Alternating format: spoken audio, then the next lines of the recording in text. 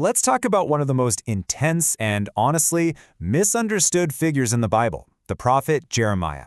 His story is just soaked in personal anguish, but what if all that pain wasn't just his own? What if it was actually a window into the very heart of God? Okay, so this is the thing that just doesn't add up, right? This is the guy known for his tears, for his grief over his people. So why in the world does he turn around and seem to pray for their destruction? It feels like a huge contradiction, but if we dig a little deeper, it starts to make a strange kind of sense. So yeah, Jeremiah's reputation for being heartbroken, it's totally earned. But hidden inside all those laments are some of the most shocking prayers you will ever read. Prayers that seem to fly in the face of everything we think we know about the weeping prophet. You see, these prayers, sometimes called his confessions, they weren't just private diary entries. Not at all. These were public declarations meant for everyone in Judah to hear. And in them, his personal pain morphs into something else, something like a prophetic weapon. And there it is. I mean, wow. Instead of begging God for mercy on his people, Jeremiah asks God to bring down judgment. This is what's known as an imprecatory prayer. It's basically a curse, and it forces us to ask, what on earth could possibly drive a prophet to pray against the very people he was sent to save?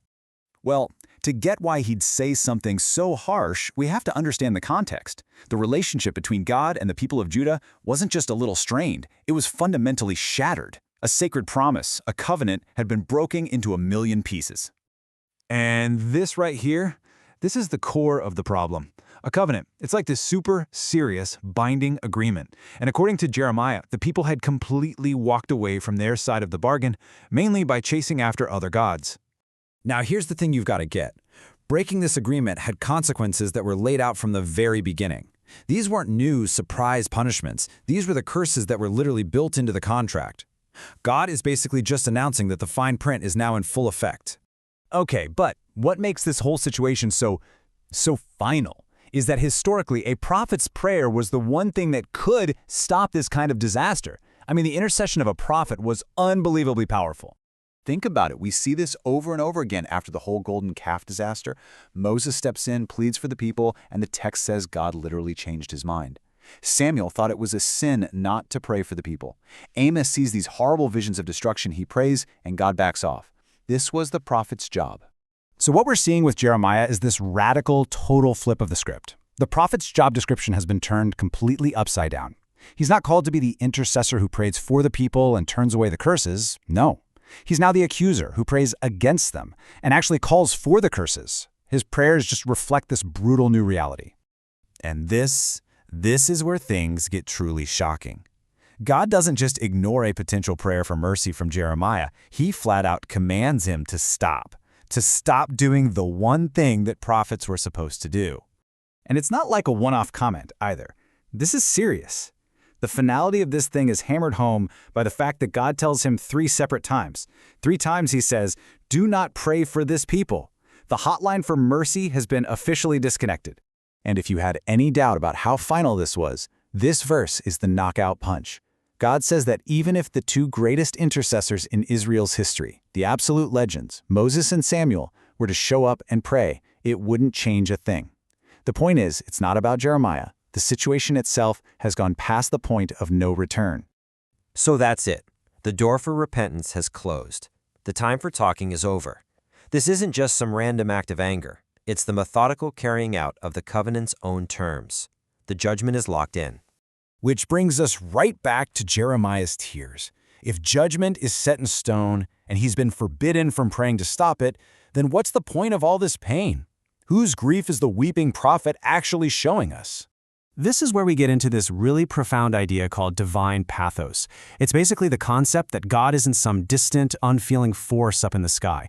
It's the idea that God is deeply invested, that God actually feels and is capable of feeling profound grief and pain. Jeremiah's suffering then becomes a direct mirror of God's suffering. What's so wild is that as you read through Jeremiah's confessions, the lines get incredibly blurry. You start asking yourself, wait, who's talking right now? Is this Jeremiah's pain, or is it God's? And the answer is yes, it's both. Their voices start to merge until you can't tell them apart.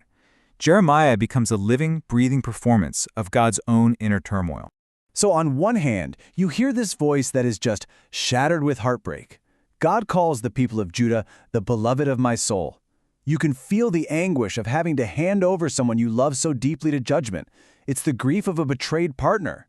And then, bam, in the very next breath, the tone completely flips. You get the voice of raw, righteous anger. The beloved has become the enemy. And because of that betrayal, God's justice demands a response. Therefore, I hate her. The emotional whiplash is intense. You see what's happening?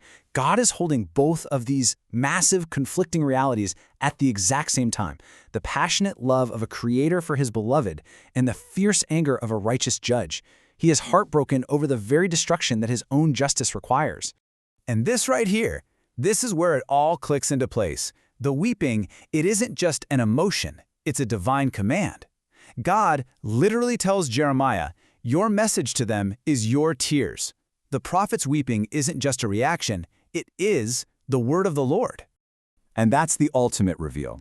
This is the whole point.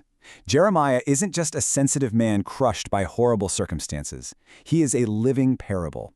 His public sorrow is a performance of God's own heartbreak, making God's invisible grief visible to a world that has broken his heart. And that leaves us with a pretty stunning thought. The story of Jeremiah suggests that God's love isn't some passive, untouchable thing. It's a passionate, vulnerable love, a love that can be wounded, a love that grieves when it's betrayed.